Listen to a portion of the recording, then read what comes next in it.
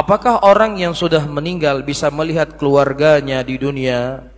Saya pernah mendengar orang yang sudah meninggal bisa melihat lagi keluarganya di dunia. Terima kasih.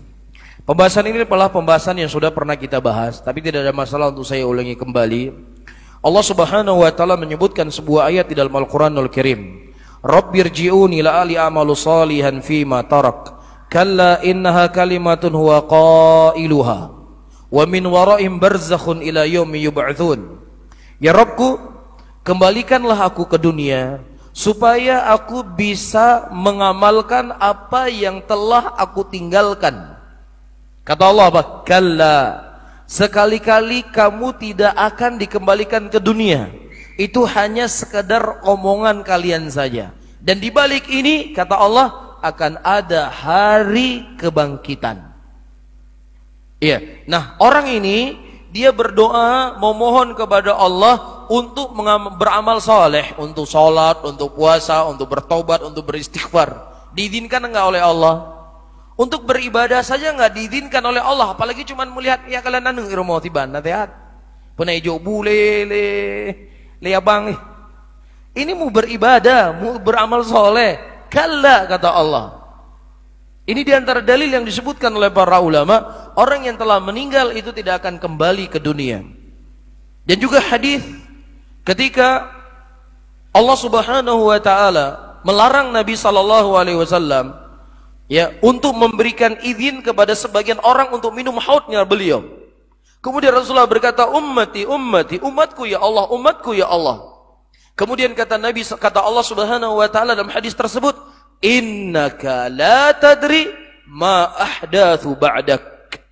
Sesungguhnya engkau ya Muhammad tidak mengetahui apa yang terjadi setelah meninggalnya engkau.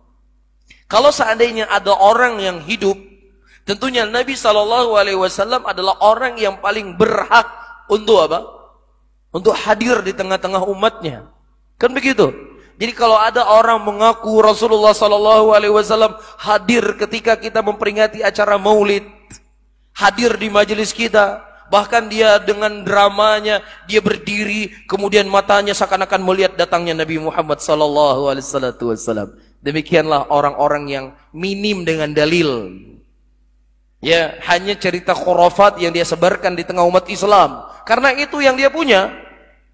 Adapun Ahlus Sunnah, ya, enggak perlu cerita-cerita ini mereka ombarkan di tengah umat Islam, tapi yang mereka ajarkan umat Islam adalah apa yang datang dari Allah, apa yang datang dari Rasul.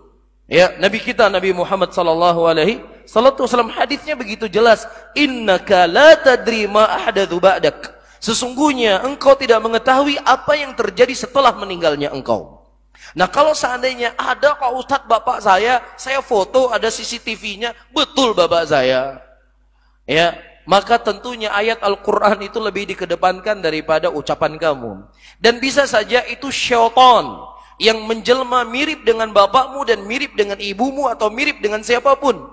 Disebutkan dalam sebuah hadis, di antara kelebihan yang Allah berikan kepada Dajjal, yang dengannya Dajjal akan menyesatkan kebanyakan manusia di muka bumi ini, dia bisa menyerupai seseorang yang mirip dengan ibu dan bapaknya. Ya, kemudian orang yang mirip dengan ibu bapaknya tadi berkata, wahai anakku, sesungguhnya ini Tuhanmu, si Dajjal ini Tuhanmu, sembahlah dia.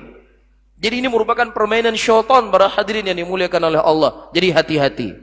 Ya, jadi dua kemungkinan, seseorang ketika dia berada dalam kubur, bisa saja kuburnya itu merupakan lubang dari lubang neraka, maka dia tersibukkan dengan azab yang Allah berikan dalam kuburnya. Atau kubur itu menjadi taman dari taman surga, maka dia menikmati apa yang telah Allah berikan di dalam kuburnya tersebut. Jadi nggak sempat ziarahin antum gemari. Bisa difahami? Taib.